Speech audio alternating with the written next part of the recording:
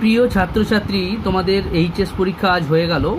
দেখো, সেখানে গ্রামারে যে প্রশ্নগুলো ছিল সেগুলো আমি একটু তোমাদের উত্তরগুলো দিয়ে দিচ্ছি। অনেকে তোমরা আমাকে মেসেজ করছো বারবার, তো তোমরা একটু উত্তরটা দেখে নাও যে উত্তরগুলো অ্যাকচুয়ালি কী হবে, বা যারা 11 থেকে 12-এ উঠবে তোমাদের ওইগুলো কাজে লাগবে। তোমরা একটু উত্তরগুলো দেখে নাও। দেখো, the most important thing in the world was science. তো এটাকে বলা হচ্ছে চেঞ্জ ইন্টু পজিটিভ ডিগ্রি। এটা কী হবে উত্তর? যে no other thing in the world was as important as science. তারপরে দ্বিতীয় প্রশ্ন যেটা আছে, দেখো, I don't intend to give up what I have. অর্থাৎ আমার যা আছে আমি সেটা ছাড়তে চাই না, বা আমার কোনো ইচ্ছে নেই সেটা ত্যাগ করা বা ছাড়ার। এটাকে কিভাবে করা যাবে? দেখো, অনেকভাবে এটাকে উত্তর করা যেতে পারে। আমি এখানে তিনটে দেখালাম। I have no intention to give up what I have. দেখো, এখানে নো ইন্টেনশন দিয়ে করবে। এটাকে কি বলেছে? যে নাউন ফর্ম করতে। ইন্টেনশনের দেখো এখানে নাউন ফর্ম করতে বলেছে, নাউন। তো এটাকে এভাবে করলে হবে যে I have no intention to give up what I have. অথবা এটা করতে পারো যে I don't have an intention to give up what I have. এই ইন্টেনশন অ্যান ইন্টেনশন করে দেবে, মানে একটা ইচ্ছে নেই। আচ্ছা, এটাকে এভাবে করা যেতে পারে যে it is not my intention, এটা আমার কোনো ইচ্ছে নয়, two give up what I have, যেটা আমার আছে সেটা দেওয়ার। এই তিনটের মধ্যে আশা করি তোমরা কোনো না কোনো একটা করেছো।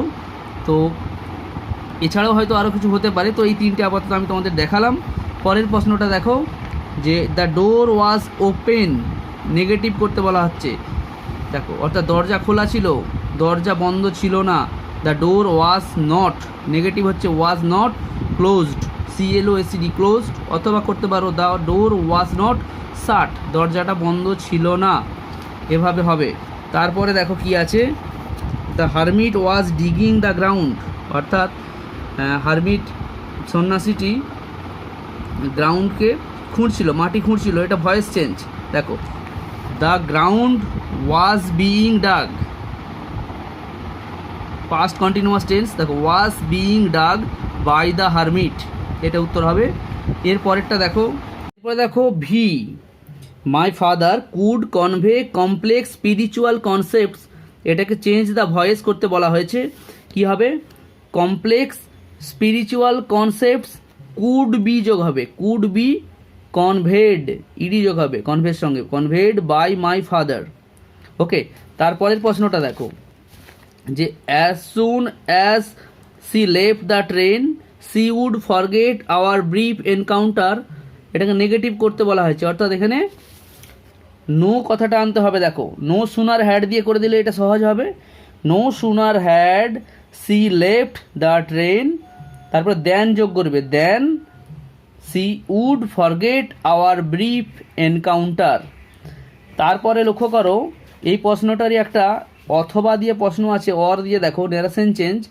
The czar said I come to you wise man for an answer to my questions. এটাকে ইনডাইরেক্ট স্পিচে চেঞ্জ করতে হবে।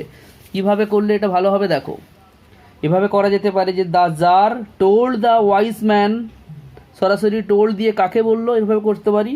That he came to him for an answer to his questions. এটাকে ঘুরিয়ে এভাবেও করা যায়। দেখো, addressing the hermit as wise man, অর্থাৎ হারমিটকে জ্ঞানী মানুষ হিসেবে সম্বোধন করে। দ্য জার সেড দ্যাট, যার বললেন যে he came to him for an answer to his questions. এভাবে করা যেতে পারে। এরপরে লক্ষ্য করো, সেটা হচ্ছে আর্টিকেল অ্যান্ড প্রিপোজিশন। কি থাকছে?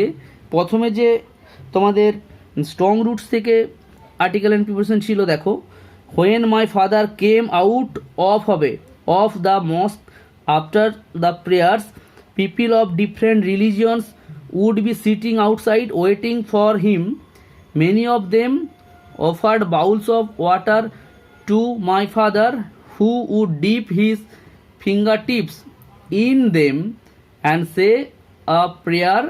This water was then carried home for invalids. অর্থাৎ প্রথমে অফ, তারপরে ফর, টু, ইন, এ এবং শেষে আবার ফর বসবে।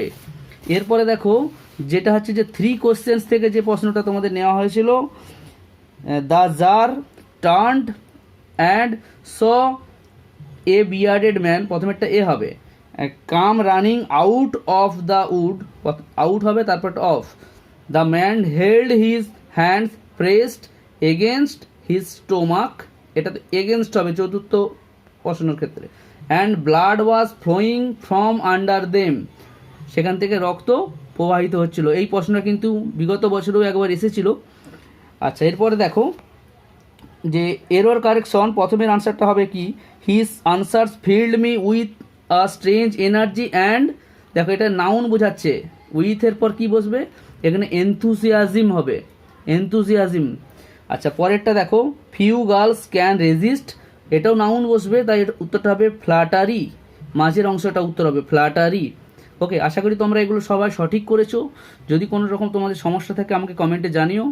ভালো থেকো, অনেক শুভেচ্ছা রইল। Love English, English will love you.